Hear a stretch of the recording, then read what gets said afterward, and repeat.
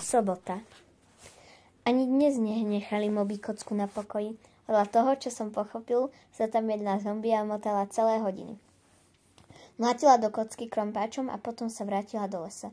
Musela počuť, ako sa o tom všetci rozprávajú a chcela skúsiť zlikvidovať kocku.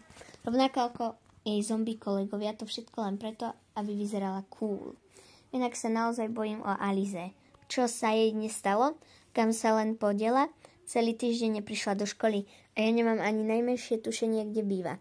Vyzerá to tak, že som jediný priateľ a nevyzerá to tak, že by som v dohľadom čase niečo dozvedel. A jediná možnosť, ako to zistiť, je chodiť od dverí k dverám a každého sa pýtať. Deniček, vrátim sa k tebe neskôr. Čau. Alice som nenašiel. Vzhľadom na to, ak mám zvyčajne šťastie, som pri tretích dverách narazil na Emeraquete, alebo ako sa to číta. A teraz príde to zaujímavé. Naozaj som mnou chcela hovoriť. Dokonca na tom trvala. Musím ti niečo povedať. Čo mám na srdci? Uvedomil som si, že celkom fajn. To, čo si včera urobil, bolo niečo ohromné. Takže ja sa ako ospravedlňujem, že som minula zdrhla. Tá prasozombia bola fakt obrovská, chápeš? Nie. Sa stáva aj tým najlepším. Vrhol som prísny pohľad na jej supermoderný plášť. V zapätí mi hrdinka z plagátu zasadila poriadnu ranu. Hej, porazila som 2 železných golemov. Nie som žiadna krehotinka, rozumieš? Jasné, perfektne, žiadna krehotinka, chápem. Videl som, ako sa jej tvár skrivila od hnevu. Ešte raz ma potlapkala. Myslíš si, že si v pohode. Ale mal by si na sebe popracovať, najmä v oblasti medziľudských vzťahov. Nemôžeš sa takto zlostiť pre nič za nič a úprimne nikoho tým neoklameš. Aby si vedel, si obyčajný jedoš. Aha, naozaj? Emerague prižmurila oči. Predpokladám, že si nepočul o čo moji kamošia hovoria za tvojich chrbtom. Nie, a koniec koncov mňa to vôbec nezaujíma. No ako myslíš? Ale zaujíma by ťa to malo. Si na lepšej ceste sa s tým najmenej populárnym týpkom v škole. Jej zloď sa náhle rozplynula. Usmiala sa. Mal by si byť vďačný za to, že ti chcem pomôcť, riekla. Ukážem ti, ako byť cool a v pohode. Potom všetkom, čo ti pír vykonal, naozaj potrebuje viac kamošov. Podozrievalo som sa na ňu pozrel. A čo za to budeš chcieť? Na revanš ty?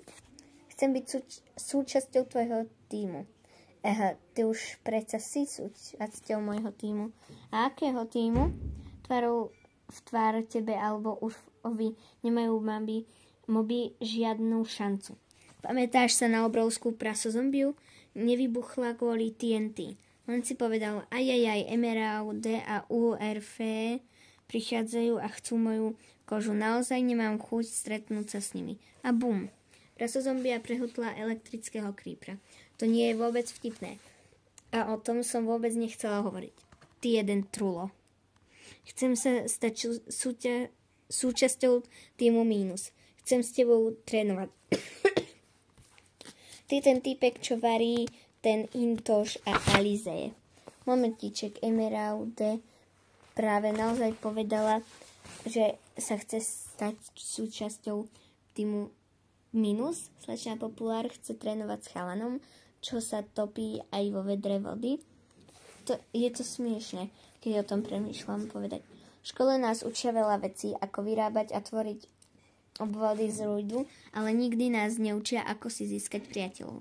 Postupne mi dochádzalo, či tie jej slová znamenali, je strašne dôležité mať priateľov. To som sa naučilo od rezňa, ale ešte dôležitejšie je nepúšťať si priateľov príliš blízko k telu. Priatelia sa počítajú. Bez Alize by som celkom určite súčasťou Urkovho inventára pod názvom Omáčka z dedinčana, keby som vedel, ako si nájsť viac priateľov. Pír a jeho banda by mi nespôsobovali toľko ťažkostí. Sú to tí druhí. Keby som nebol v dedine, nikto iný, nič iné, iba ja a obloky, bola by to nuda. a zúfanie. Ľudia okolo mňa sú predsa to najdôležitejšie. Pôjdem si do pekárne kúpiť sušenky. Mám na ne veľkú chuť. Pokúsim sa stať bojovníkom, aby som ochránil svoju rodinu. Každý deň sa modlím, aby ma Pierre aj Rusín ušetrili. To všetko si vyžaduje baviť sa s ostatnými ľuďmi, získať si priateľov, vyhýbať sa robeniu si nepriateľov, byť kamoš, ako hovorí ona. Emeraude to presne vystihla. Prečo nás to v škole neučia? Navyše som sa správal k Alize tak nepekne. A to od začiatku. Totálne som ju ignoroval a vlastne, keď nad tým teraz premýšľam, kopa deciek si ku mne chodila pomoc a ja som všetkých posielal do čerta. Tak prečo ma prekvapuje, že sa na mňa všetci teraz pozerajú ako na vraha? Sklopil som hlavu. Potom som sa narovnal. Tak dobre, odpovedal som. Pripustme, že poviem áno, čo bude ďalej, s čím začne. Emeraude úsmev žiaril ako prizmarinovým lampáš. Mám všetko, čo bude potrebné, nasleduj ma.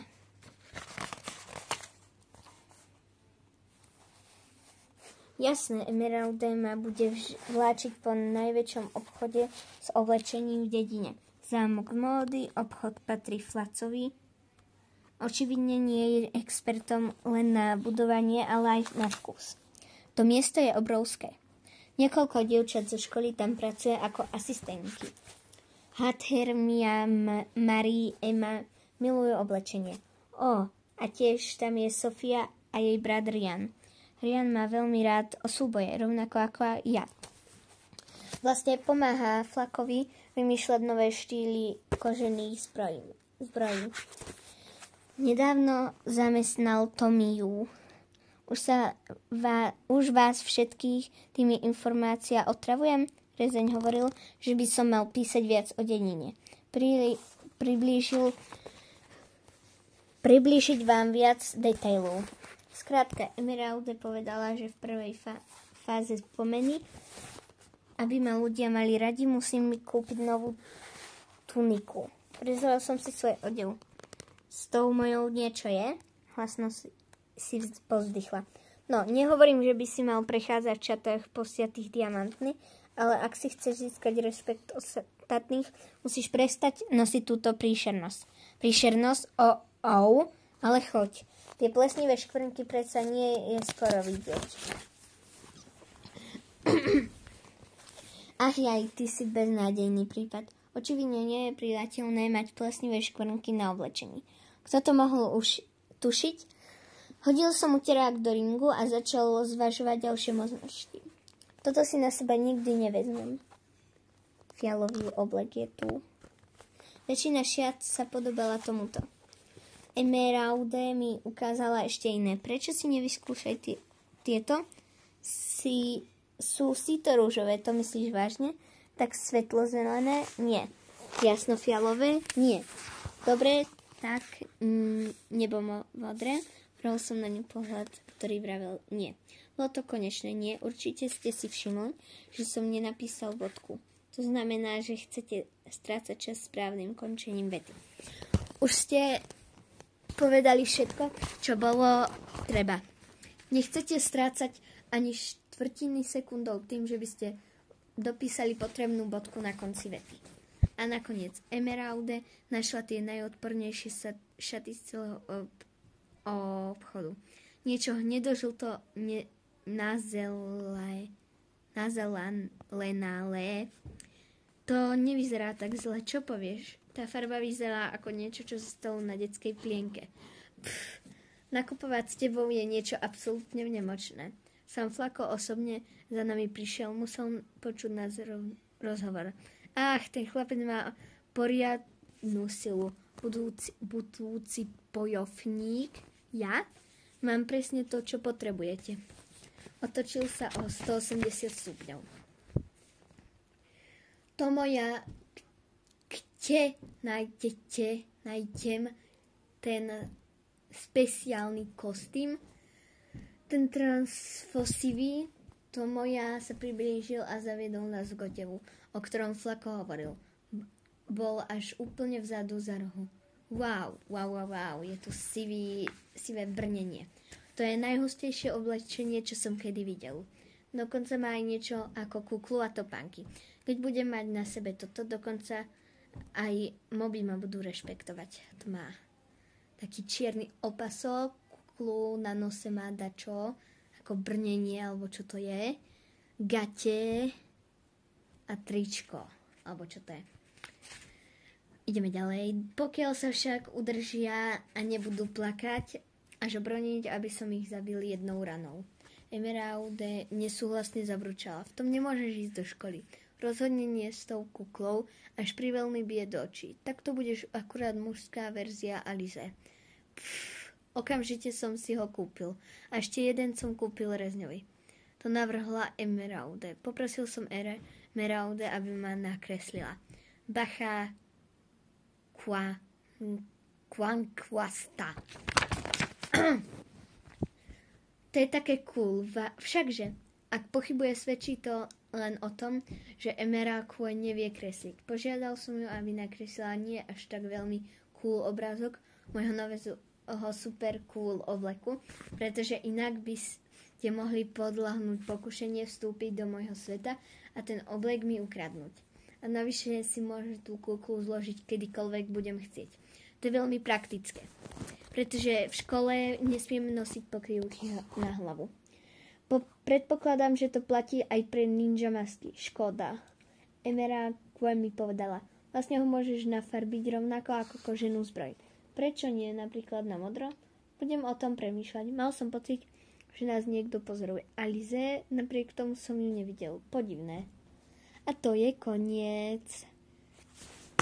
Ďakujem.